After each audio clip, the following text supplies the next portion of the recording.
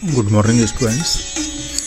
आप 12th board exam को एक फाइनल शेप अपनी तैयारी को देने में लगे होंगे और मुझे पूरा विश्वास है कि आप बहुत बढ़िया तैयारी कर रहे होंगे और डेफिनेटली इस तैयारी में मैं कुछ पॉइंट ऐड करूंगा जो आपको एग्ज़ाम को ठीक से तैयार करने में हेल्प करेंगे।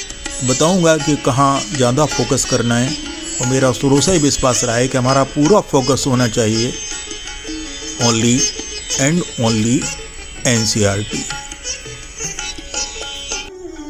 यहाँ केमिस्ट्री के कुछ इम्पोर्टेंट टिप्स मैं आपको देने वाला हूँ और ये जो टिप्स मैं आपको दे रहा हूँ वो आपको डेफिनेटली हेल्प करेंगे। केमिस्ट्री सब्जेक्ट में आपको NCERT में कुछ इम्पोर्टेंट टेबल दिए गए हैं जिनमें कंपाउंड के रिएक्शन डिस्क्राइब किए गए हैं। जैसे सामने आप देख रहे हैं एल्काइल हैलाइड के रिएक्शन है, बिल्कुल ऐसा ही एल्कोहल, एल्डिहाइड, कीटोन और अमाइंस में भी हैं। तो उन रिएक्शन को आपको ध्यान से तैयार कर लेना है, एक बार फिर से रिवाइज कर लेना है और आपको आंसर इसी तरह से देना है जैसे NCERT में ये आंसर लिखे हुए हैं। प्रीवियस ईयर्स में जो भी क्वेश्चन पूछे गए हैं CBSE एग्ज़ाम में ज़्यादातर NCERT के इंटेक्स क्वेश्चन हैं और NCERT में उनके सॉल्यूशन में लिखे हुए हैं। तो आप प्रीवियस ईयर क्वेश्चन के आंसर लिखने का तरीका भी NCERT से फॉलो करें। नेम डायरेक्शन स्पेशली तैयार करें ऑर्गेनिक केमिस्ट्री के लिए। इनमें से अक्सर रिएक्शन आते हैं जो सामने लिखी हुई हैं, Sandmeyer reaction, Cannizzaro reaction, aldol condensation, hydroform reaction, Hoffmann bromamide reaction. ये बहुत ही इम्पोर्टेंट रिएक्शन है और इन पर आधारित क्वेश्चन आपको एग्ज़ाम में डेफिनेटली मिलेंगे। तो इन रिएक्शन को आप स्पेशली मेरे कहने से तैयार करें।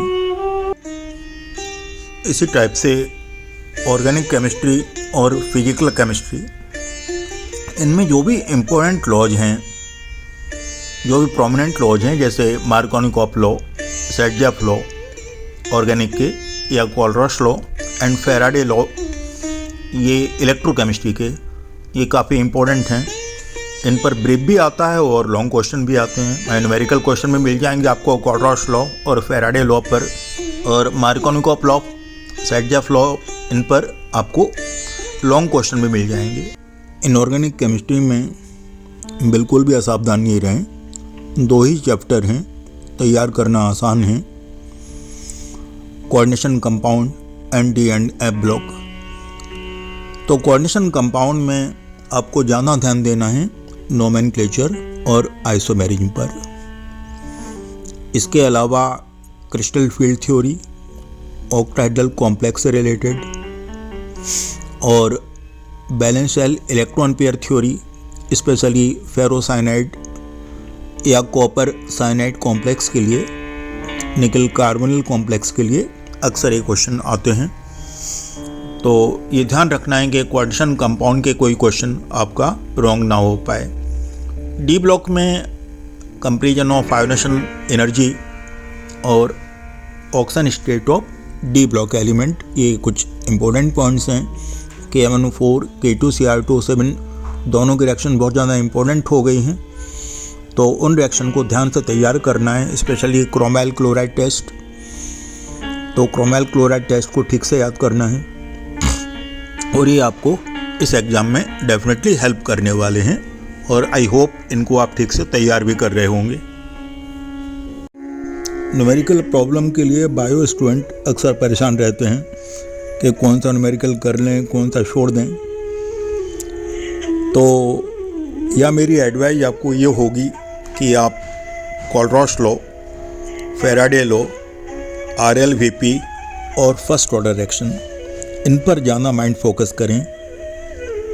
तो फेराडे लॉ ऑफ इलेक्ट्रोकेमिस्ट्री के दोनों law, first law and second law, और साथ में कोलरॉश लॉ को लेकर के मोलर कंडक्टिविटी और मोलर कंडक्टिविटी के बेस पर इक्लम कांस्टेंट फाइंड करना, तो इनके क्वेश्चन आपको आ सकते हैं। काइनेटिक में मेन फोकस होना चाहिए फर्स्ट ऑर्डर रिएक्शन पर। तो आप फर्स्ट ऑर्डर रिएक्शन के जितने भी क्वेश्चन NCERT में दिए गए हैं लिख लिख के करके देखें उनको, जिससे कि आप कम टाइम पर एग्ज़ाम में उनको कर पाएँ। ये सारी प्रिपरेशन आप जो 12th के लिए कर रहे हैं वो आपको आगे भी हेल्प करने वाली है। MCQ को लेके ज़्यादा परेशान ना हो, क्योंकि जो last year before last year जैसे MCQ पूछे गए हैं उसी टाइप के ऑब्जेक्टिव टाइप क्वेश्चन आपको अभी मिलने वाले हैं।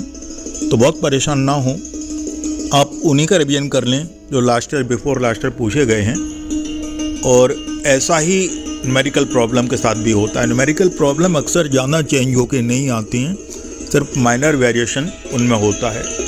तो MCQ तो आप मान के चल सकते हैं कि लास्ट ईयर के पेपर के होंगे, थोड़ा बहुत माइनर वेरिएशन हो सकता है, पर उसकी आप बहुत परवाह नहीं करें और आप इजीली इन क्वेश्चन को कर पाएंगे।